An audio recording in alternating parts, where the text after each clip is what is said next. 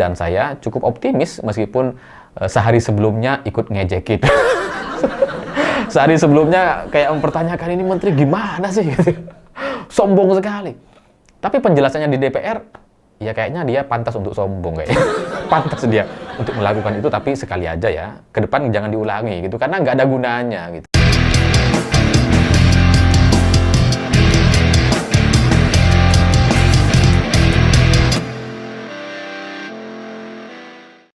Selamat malam semuanya. Hari ini saya coba berpikir sangat-sangat positif terkait Menteri Keuangan yang baru atau Purbaya, karena dalam beberapa hari terakhir dia berhasil menarik perhatian dengan segala pernyataan yang kontroversial.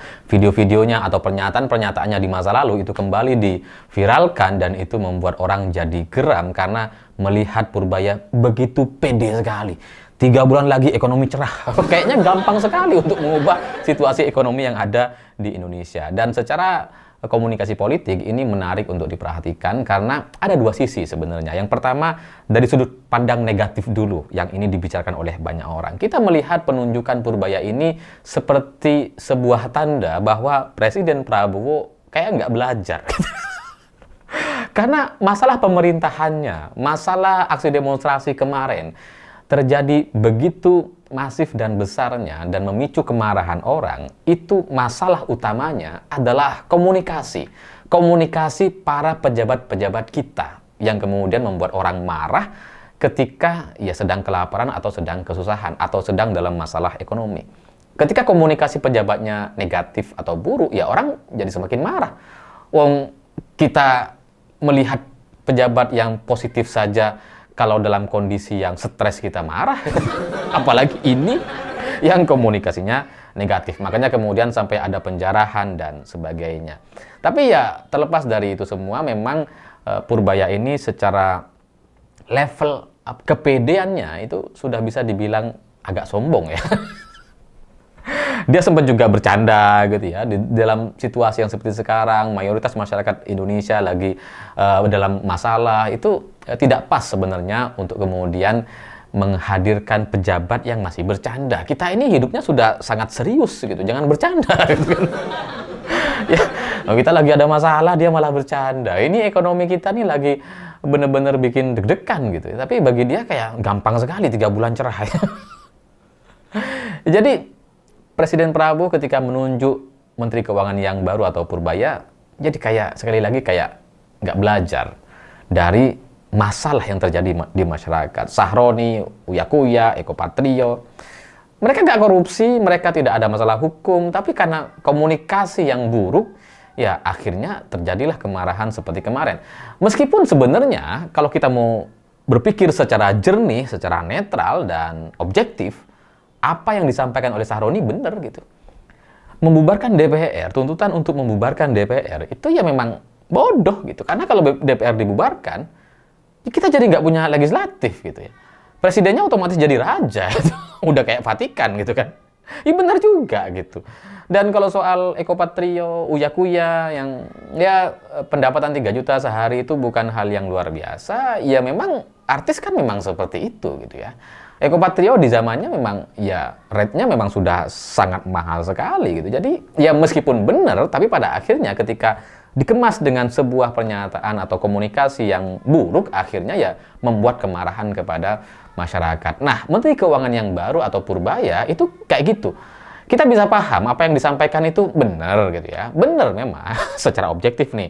Tapi ketika sampai kepada masyarakat, ketika masyarakat lagi emosi gitu ya, dan emosi kita masih belum turun pasca aksi demonstrasi kemarin, itu kan ya memancing orang marah aja.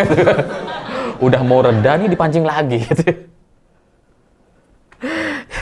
Ya, tapi ya kalau ini dilihat dari sebuah sudut pandang komunikasi politik, mungkin ini sebagai sebuah penegasan bahwa ya memang aksi demonstrasi kemarin itu tidak hanya soal komunikasi pejabat yang bermasalah, tapi juga karena faktor utama atau faktor terbesarnya adalah kelompok elit yang bermain dan menunggangi supaya itu kemudian bisa terjadi kerusuhan dan kemarahan yang lebih besar dibandingkan yang seharusnya gitu. Jadi ya terlepas apakah ini Presiden Prabowo tidak belajar atau sengaja menunjuk orang yang seperti ini supaya ya ke depan lebih menjadi pusat perhatian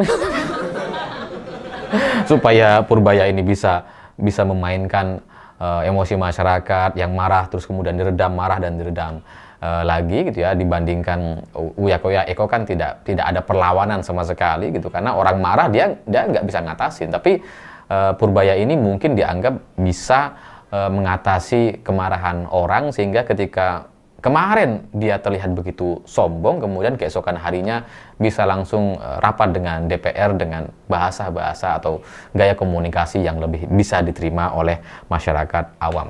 Itu dari sisi kacamata negatif. Tapi dari sisi positifnya, ya ini semacam perlawanan gitu ya. Ya bahwa pergantian Sri Mulyani itu menjadi sebagai sebuah keharusan, ya, karena sudah terlalu lama Ibu Sri Mulyani menjadi Menteri Keuangan dan Indonesia seperti minim terobosan dan tidak ada perubahan. Jadi ya diperlukan orang baru, orang yang fresh, orang yang belum pernah menjadi Menteri Keuangan tapi dianggap mampu atau bisa mengatasi masalah ekonomi di Indonesia. Ada juga orang yang mengaitkan penunjukan Purbaya atau Menteri Keuangan yang baru ini efek dari pertemuan Presiden Prabowo dengan Putin dan Xi Jinping dan Kim Jong Un di China kemarin gitu. Dan ini adalah kekuatan negara-negara baru yang nampak kompak sekali untuk berhadap-hadapan dengan Amerika, atau setidaknya tidak pro dengan Amerika. Jadi ada orang yang mengaitkannya begitu, bahwa sepulangnya dari Cina langsung kemudian diubah strateginya dan yang paling harus segera diganti adalah Menteri Keuangan gitu.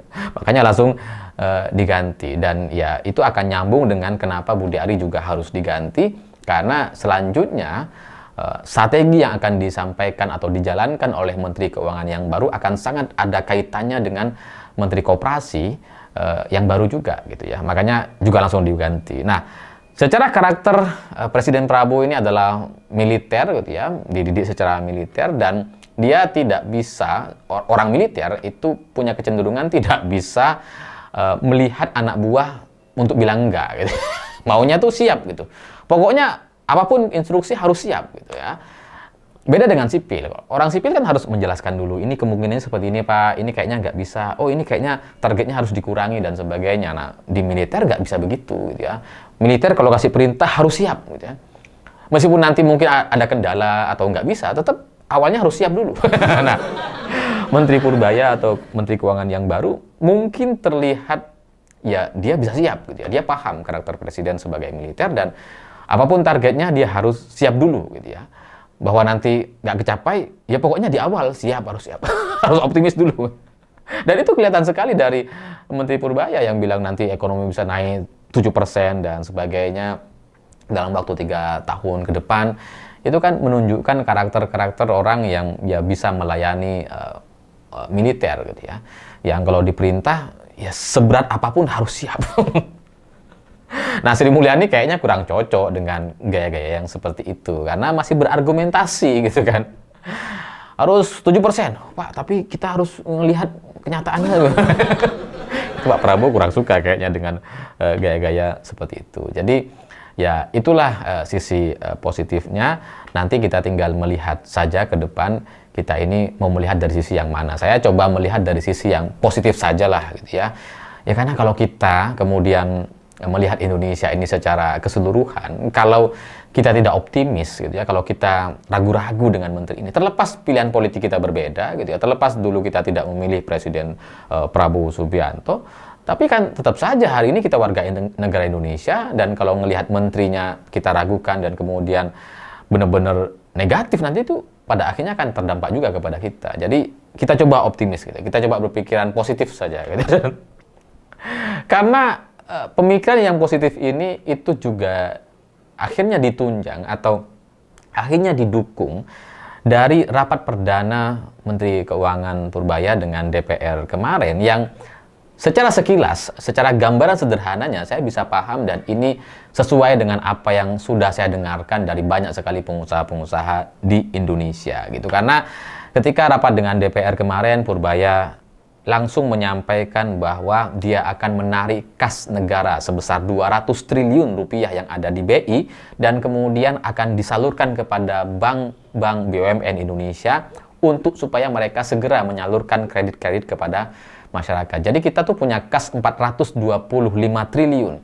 Nah, setengahnya atau kurang dari setengahnya atau 200 triliun itu mau diambil. Kas negara ini, uangnya mau diambil dan diserahkan kepada bank untuk disalurkan. Dan menurut Menteri Purbaya, dana ini tidak boleh disimpan dan harus disalurkan untuk kredit.